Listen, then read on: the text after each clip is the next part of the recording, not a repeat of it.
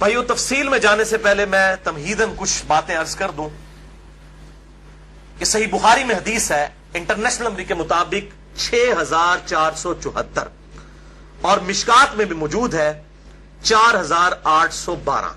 بخاری میں 6474, مشکات میں 4812.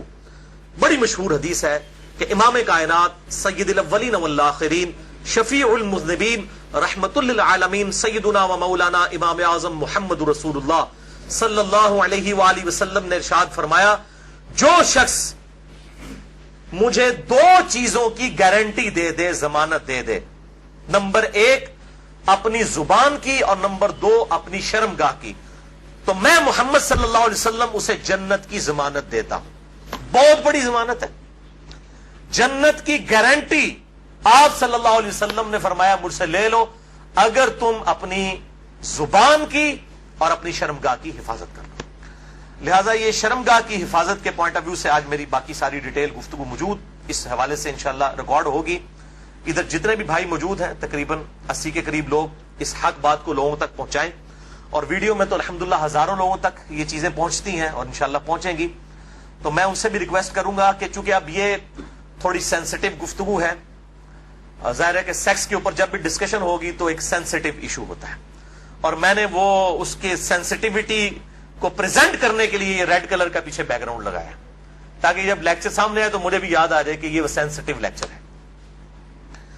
تو اب ظاہر ہے کہ یہ لیکچر ہر مسلمان مرد و عورت کی ضرورت ہے، تو میں اس کانٹیکسٹ میں ریکویسٹ کروں گا کہ اس لیکچر کو جو لوگ ویڈیو کے وساطت سے دیکھیں گے یا بعد میں ریکارڈنگ کے بعد کسی کو دکھانا چاہیں تو اس میں ایک ریکویسٹ یہ ہے کہ فیملی کے ساتھ بیٹھ کے اس ویڈیو کو نہ دیکھیں.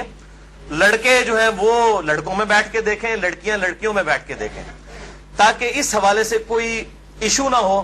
بعض اوقات ایسے الفاظ ظاہر ہے وہ مطلب آئیں گے، وہ الفاظ میرے کوئی ذاتی تو نہیں ہے، وہ تو on the behalf of God and his prophet صلی اللہ علیہ وسلم ہم بیان کر رہے ہیں. وہ ساری چیزیں اللہ اور اس کے رسول صلی اللہ علیہ وسلم نے بیان کی ہیں، تو ان کو بیان کرنے میں کوئی حرج نہیں ہے. اور آج آپ کو احادیث کی سینسٹیوٹی سے اندازہ ہوگا کہ یہ کتنا اہم ترین مسئلہ ہے، اور خصوصاً آج کل جبکہ سوشل میڈیا کا فتنہ مسلمانوں کو اپنی لپیٹ میں لے چکا ہے، جو کہ اونلی پریکٹسنگ ریلیجن ہے آن دا فیس آف ارتھ، اسلام، ان کو بھی اب اس اعتبار سے مسلمانوں کو بھی اس بے حیائی کے فتنے میں ڈالا جا رہا ہے.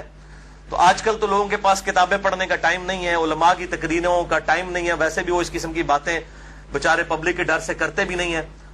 تو بہرحال یہ چیزیں ریکارڈنگ میں آئیں گی تو انشاءاللہ ہزاروں لاکھوں لوگوں کے لیے ہدایت کا سبب انشاءاللہ بنے گی.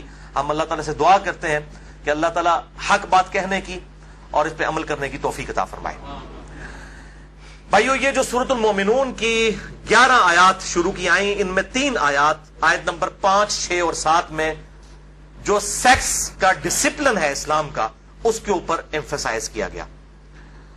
اعوذ باللہ من الشیطان الرجیم والذین هم لفروجہم حافظون.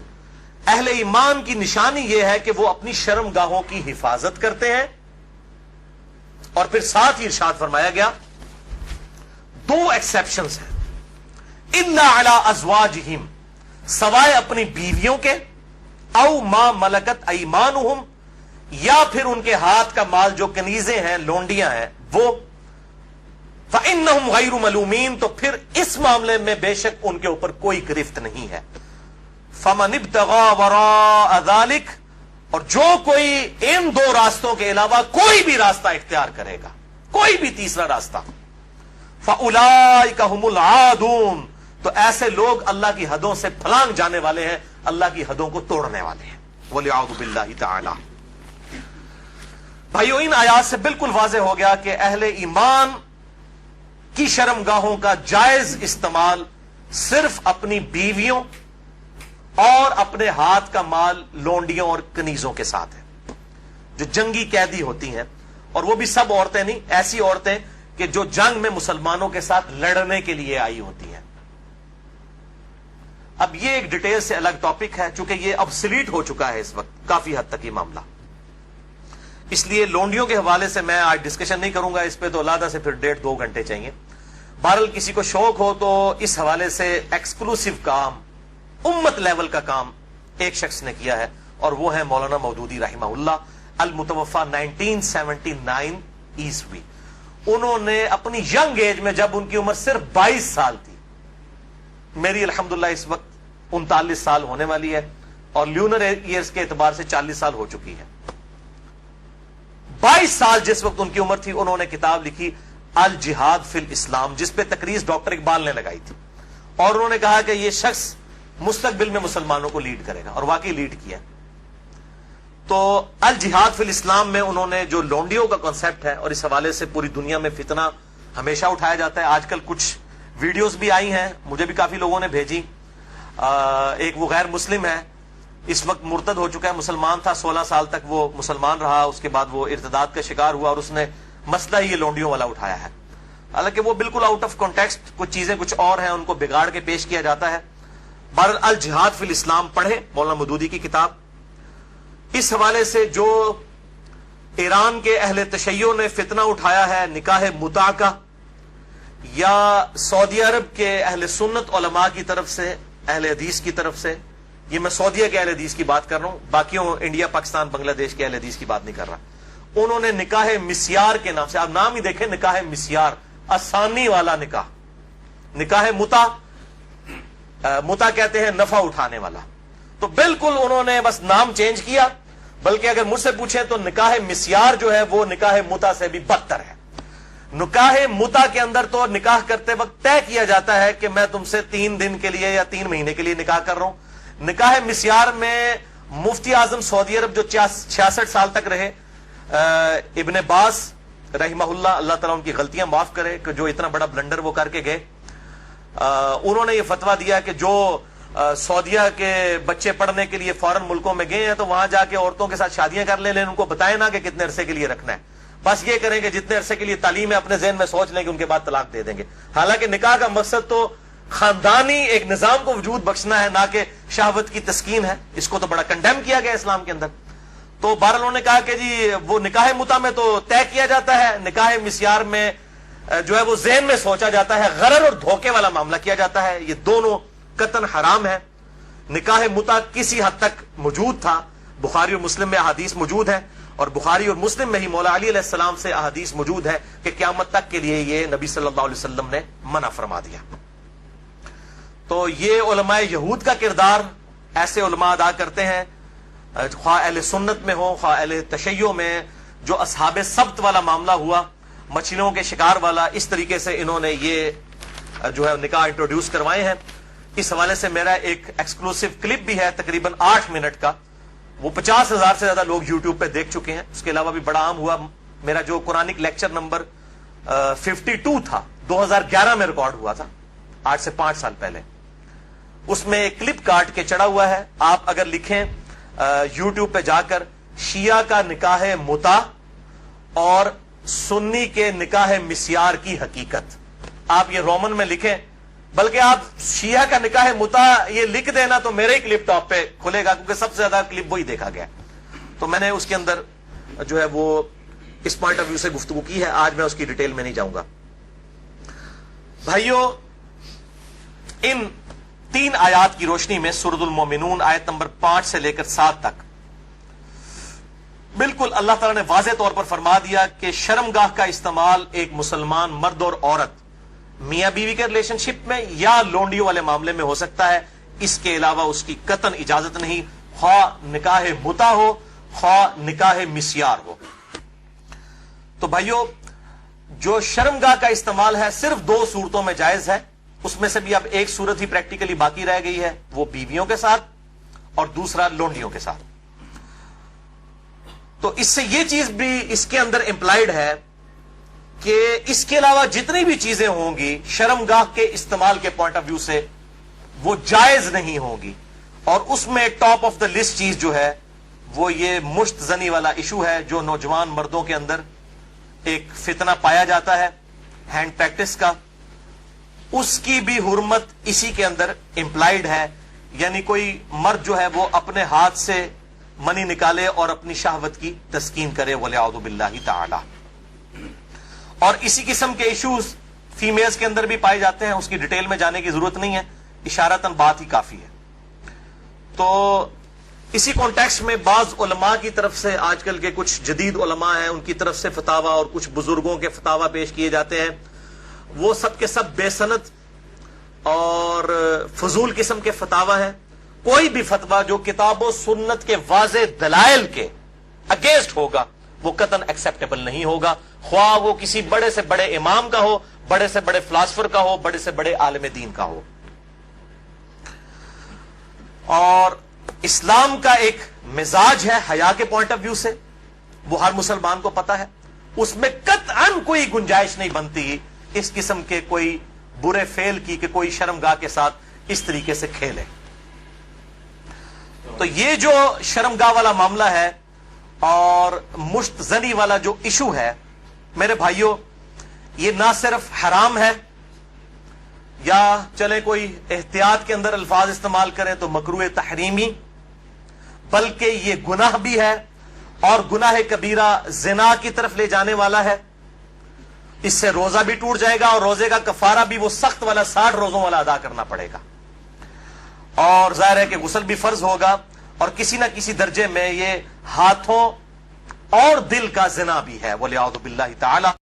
چنانچہ اسی کانٹیکسٹ میں ایک بڑی کریٹیکل حدیث ہے، صحیح بخاری اور صحیح مسلم کی متفقن علیہ حدیث ہے.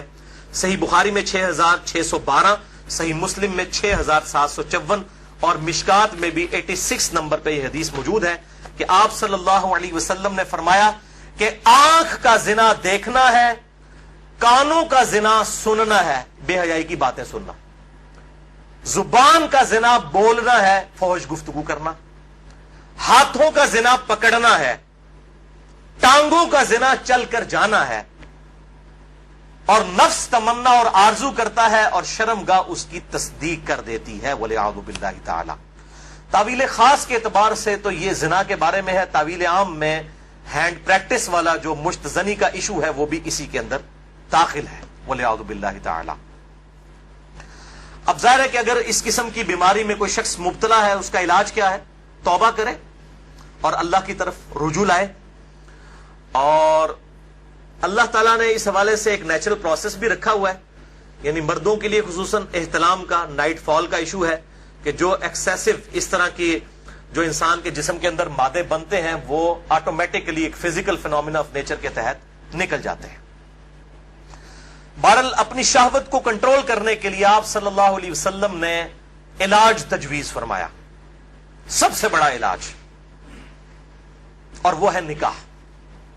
اور اگر نکاح نہ ہو تو پھر کیا علاج؟ اگر آج کل کے فلاسفرز اور ان جو سو کالڈ بزرگوں کے فتوے مانے جائیں تو وہ تو کہتے ہیں کہ جی آپ نعوذ باللہ جو ہے وہ مستزنی کر لیں، یہ علاج ہے. نبی صلی اللہ علیہ وسلم نے یہ علاج تجویز نہیں فرمایا. صحیح بخاری اور صحیح مسلم کی متفقن علیہ حدیث ہے، بخاری میں 5066 اور مسلم میں 3398 اور مشکات میں بھی موجود ہے 3080 نمبر. آپ صلی اللہ علیہ وسلم نے فرمایا، اے نوجوانوں کے گروہ، تم میں سے جس کے پاس استطاعت ہے وہ نکاح کرے، یعنی جو فائنینشلی سپورٹ کر سکتا ہے، جس کے پاس اتنا خرچہ ہے کہ معاملات کو لے کر چل سکتا ہے. یہ فائنینشلی میں کیوں کر رہا ہوں؟ وہ حدیث کے الفاظ اس کی حفاظت کر رہے ہیں. اگر کوئی شخص استطاعت نہ رکھتا ہو، اسی حدیث میں آتا ہے، آپ صلی اللہ علیہ وسلم نے فرمایا، تو اس شخص کو چاہیے کہ وہ روزے رکھے. یہ روزے رکھنا اس کی شہوت کو ٹھنڈا کر دیں گے. اور اسی حدیث میں الفاظ ہیں کہ آپ صلی اللہ علیہ وسلم نے فرمایا، اگر تمہیں استطاعت ہو تو شادی کرو، نکاح کر لو. شادی کرنا نگاہوں کو نیچا کرتا ہے اور شرم گاہوں کی حفاظت کا ذریعہ ہے. اور جو شادی کی استطاعت نہ رکھے، یعنی فائنینشلی، یہ تو نہیں ہے کہ وہ نہ مرد ہے، نہ مرد ہوتا تو آپ صلی اللہ علیہ وسلم نکاح کا تو نہ کہہ رہے ہوتے. جو شادی کی استطاعت نہ رکھے وہ روزے رکھ لے. تو یہ بالکل کلیئر کٹ ہو گیا کہ صرف روزے رکھ کر اس حوالے سے شہوت کو کنٹرول کیا جائے گا اور کوئی سورس نہیں ہے. اور بھائیو، سوشل میڈیا کے اعتبار سے جو آج کل فتنہ اٹھا ہے، یعنی کمیونیکیشن گیپ ختم ہو چکا ہے. فیس بک، یوٹیوب کے ذریعے، یعنی پہلے زمانوں کے اندر تو اگر کوئی لڑکی لڑکا آپس میں کسی اعتبار سے رابطہ بھی کرنا چاہتے تھے تو کوئی رابطے موجود نہیں ہوتے تھے. لیکن سوشل میڈیا اتنا بڑا فتنہ ہے کہ کوئی غیر محرم مرد و عورت آپس میں رابطہ کر سکتے ہیں. اور میں اس پہ کہتا ہوں یہ اتنا بڑا فتنہ ہے کہ اس فتنے سے صحابہ کرام علیہم رضوان کو بھی نہیں گزرنا پڑا. ان پر قتال کی شکل کا فتنہ آیا. یہ فتنہ پنجابی والا نہیں ہے, یہ عربی والا ہے, آزمائش. لیکن بے حیائی کا جو طوفان بدتمیزی ہے, بلکہ صحیح سونامی جو ہے, اس کا عشر عشیر بھی صحابہ کے دور میں نہیں تھا. کیا اس دور کے اندر صحابہ باہر نکلتے ہوں گے تو 20 فٹ بائی 50 فٹ کی موبائل کمپنیوں کے اشتہارات لگے ہوتے تھے بے پردہ عورتوں کے؟ اور یہ سوشل میڈیا اور ٹی وی, اس کے جہاں پہ پازیٹیو یوز ہے, یہ نیگیٹو یوز والا جو معاملہ اس زمانے میں تو نہیں تھا. تو اس اعتبار سے غض بصر بہت ضروری ہے نگاہوں کی حفاظت کرنا.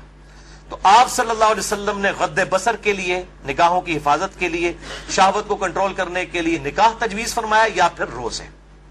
اور میں ایک اور علاج تجویز کر دیتا ہوں اس حوالے سے, پھکی والا علاج اجتہادن. کیونکہ مجھے اکثر لوگ پوچھتے ہیں, کہتے ہیں جی روزے تو رکھے نہیں جاتے, جی مشکل ہے, گرمی اتنی ہے, وہ اسی لیے تو بتائے گئے ہیں. تو میں ان کو پھر ایک علاج تجویز کرتا ہوں, اینٹی وینم. کوبرا سانپ کاٹ دے تو اس کے وینم کا علاج اینٹی وینم سے ہوتا ہے, جو کوبرے کے زہر سے تیار ہوتا ہے. پھکی والا الزامی فلسفیکل آنسر. میں کہتا ہوں میرے بھائی مجھے کئی بار فون کرتے ہیں تو پھر میں ان کے ساتھ سیدھا ہو جاتا ہوں. پہلے تو ایک دم ان کے ہوش اڑ جاتے ہیں کہ یہ کیا کہہ رہا ہے, کہ جی بڑی کوشش کی ہے لیکن یہ بری عادت چھوٹتی نہیں ہے. میں کہتا ہوں جی بہت آسان طریقہ ہے میرے بھائی, روزانہ آپ نے 1 منٹ کے لیے صرف موم بتی کے اوپر نا, اس کے شعلے کے اوپر آپ نے ہاتھ ایسے رکھنا ہے 1 منٹ کے لیے. تو میں نے کہا انشاءاللہ آپ کی عادت چھوٹ جائے گی. کہتے ہیں جی 1 منٹ کون رکھ سکتا ہے؟ تو میں نے کہا میرے بھائی 1 منٹ آپ اس کی پریکٹس نہیں کر رہے تو آپ نے تو انشاءاللہ تعالیٰ اس گناہ کی وجہ سے جلنا ہے جا کے دوزخ میں. تو آج سے پریکٹس شروع کریں. اور بخاری و مسلم کی حدیث ہے کہ جو آخرت کی آگ ہے وہ دنیا کی آگ سے 70 گنا زیادہ تیز ہے, اس میں تو تلا جائے گا. یہاں تو ہم صرف آپ کو مشورہ دے رہے ہیں کہ آپ موم بتی کے فلیم کے اوپر صرف ہاتھ رکھ کے 1 منٹ کی پریکٹس تو شروع کریں نا. تو کہتے ہیں نا جناب آگے دیکھی جائے گی جا کے, تو اللہم اجرنا من النار. تو یہ پریکٹس کرنی شروع کریں تو انشاءاللہ تعالیٰ خود بخود صبر نصیب ہو جائے گا. اسی حوالے سے غض بصر جو ہے, نگاہوں کو نیچا کرنا, اور پردے کے حوالے سے میری ایکسکلوسیو گفتگو ہے. یہ جو ویلنٹائن ڈے کا بھی فتنہ اٹھا ہوا ہے, اس پوائنٹ آف ویو سے مسئلہ نمبر ہے 106. کالج اور یونیورسٹیز کے لڑکوں اور لڑکیوں کی ڈیٹس پہ ملاقاتیں اور پردہ اور بے حیائی سے متعلق صحیح احکام و مسائل اہل سنت پاک .com پہ, جسے شوق ہو تو وہ دیکھ سکتا ہے.